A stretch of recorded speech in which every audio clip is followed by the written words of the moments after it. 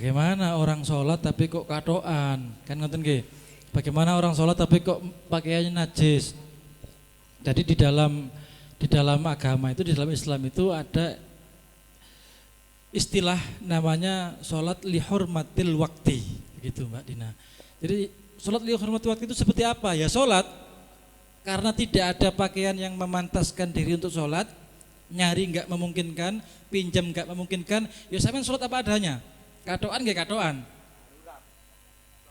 Jadi sholat duhur, usul fardhu duhri, arba rakaatin musaqil qiblati, adaan lihurmatil wakti, adaan lillahi taala. Sholat seperti biasa.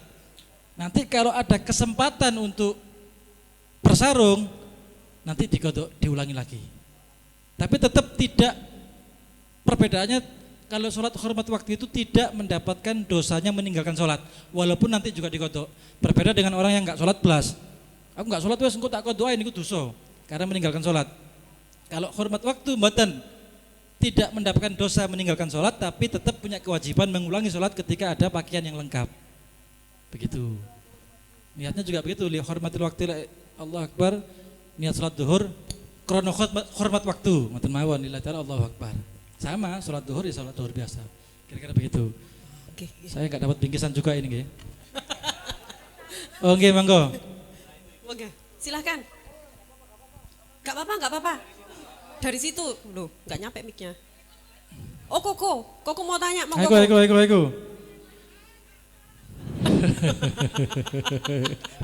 Tidak sampel lagi. Loh, siapa yang mau tanya, Ko? Ayo kok sampean yang mewakili kok, Ayo sini kok. Nanti setelah ini ya, jenengan ya Mas yang baju oranye habis ini. Luar biasa. Nggih.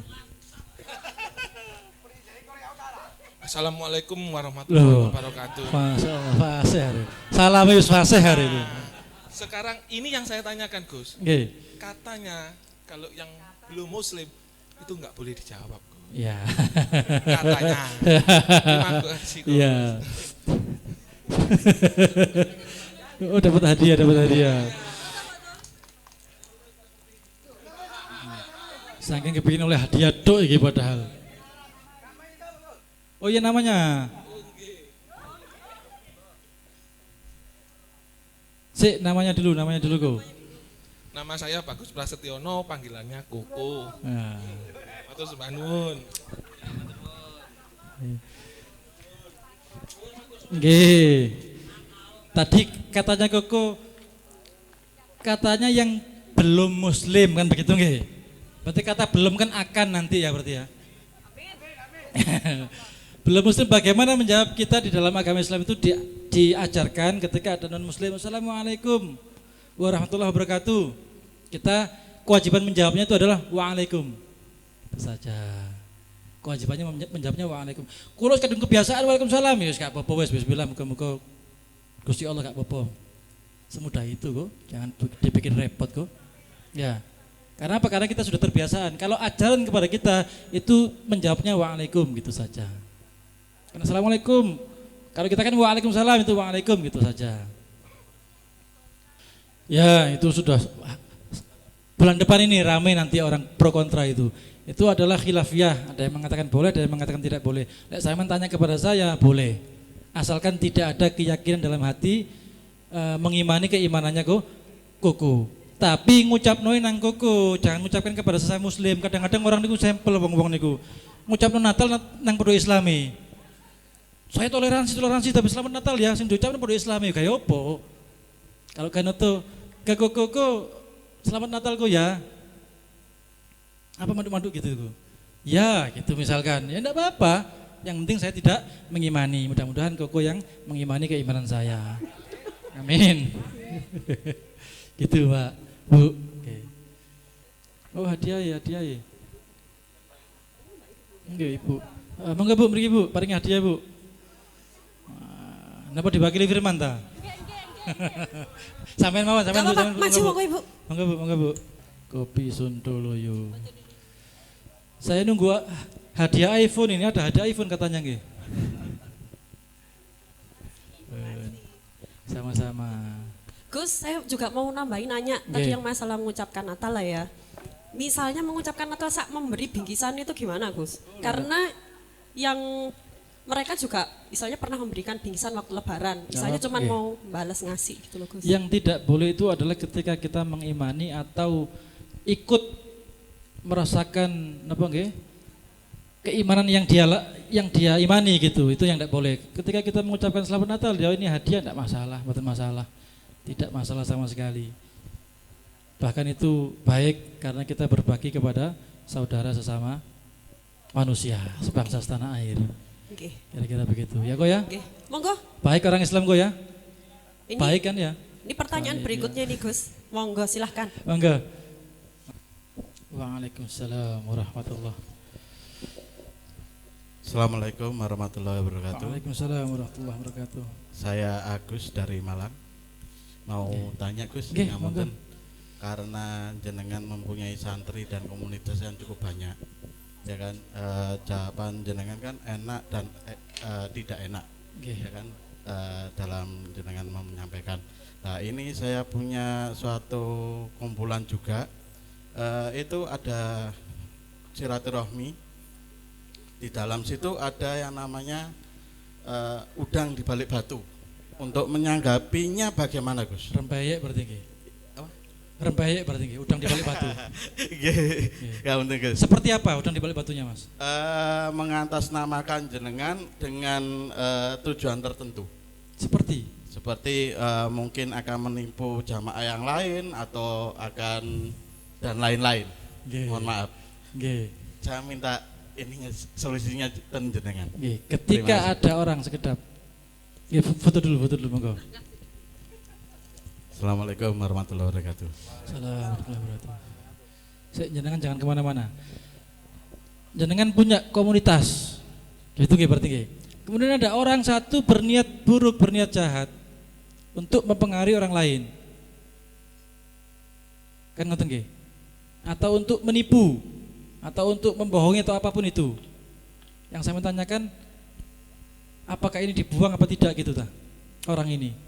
Menurut jenengan Oh, punya menurut saya, pengalaman, nggih. Terkait eco dan tidak ini Nggih. tadi saya harus menyimpulkan bagaimana. Nggih, saya Terkait itu ada- nggih. Leres. Sampai saat ini pun non sewu nggih, teman-teman saya ini semuanya berkepentingan. Macam-macam, ono sing kepentingan politik, non sewu disebutkan mawon, ada yang kepentingan politik, ada yang kepentingan dagangan, punya dagangan, ada yang kepentingan menipu orang, ada yang punya kepentingan macam-macam. Lalu sikap saya bagaimana? Saya tetap berusaha untuk menjadi pendengar yang baik, berusaha untuk menjadi orang yang mampu membuka tangan dengan lebar. Ketika ada konflik di situ, saya harus bisa untuk menyelesaikan dengan baik tanpa harus menghakimi salah satu. Karena orang itu punya niat itu biasanya karena punya kesempatan. Jadi saya berusaha semaksimal mungkin untuk menutup kesempatan orang tersebut untuk melakukan kejahatan atau penipuan di dalam sebuah komunitas. Tapi itu hanya sebatas kemampuan saya saja.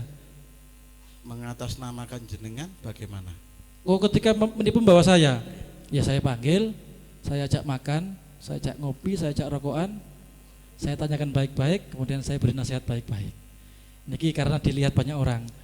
Kalau saya hanya berdua saja, kita antemi wong. Baten. Nggih, seperti itu kira-kira. Nggih. Terima kasih, Pak. Nggih, matur nuwun, matur nuwun.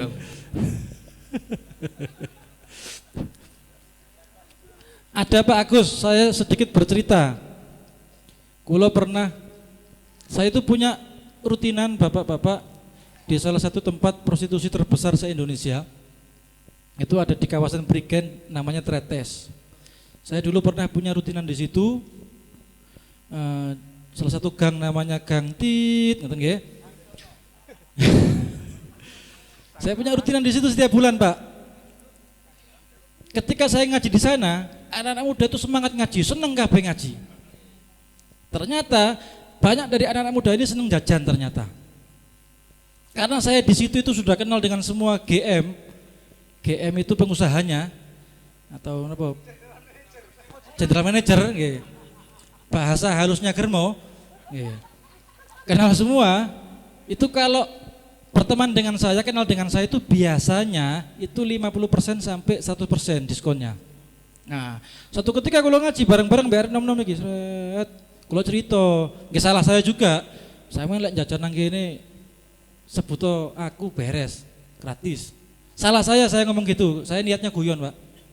Ternyata betul. Setelah buyar selesai mulai seret, balik ares, muter. Nun sewu kula diken Gus Romi milih. Oh monggo. Ambil sing pundi? Besoknya telepon GM-nya, Gus anak buahnya sudah saya suruh milih. Loh sinten? Ini tit gitu. Katanya disuruh jenengan, ya angkrik ngeten kula. Nah, itu sama dengan itu tadi lah. Akhirnya saya panggil, ojo diulangi mana ya. Anaknya tadi mau ikut cuman enggak jadi. Lagi kerja anaknya. Ya itu mau saya sikut enggak enak seakan ya sudah jangan diulangi lagi, malu. Paling enggak itu ada 20% lah ke saya. Kalau itu gitu. Enggak guyon. Gitu Mas, Pak Agus nggih. Oke, Gus, matur sangat monggo panjenengan pinarak dulu. Kita sambut berikutnya Mbak Mary Jonas. Setelah Mbak Mary Jonas nanti ada teman-teman dari Santri Jalanan Anjang Sono bersama Pak Led Percussion akan jamming session dan waktu itu ada satu pertanyaan lagi karena masih ada door prize, monggo Mbak Mary Jonas. Terus kita jamming session. Doa dulu, ya kan, Gus Romi kali Gus Mat, terus pakai foto bersama dulu, baru jamming session, acara santai, jangan kemana-mana kata ini sampai malam ini bebas ini. Let's go.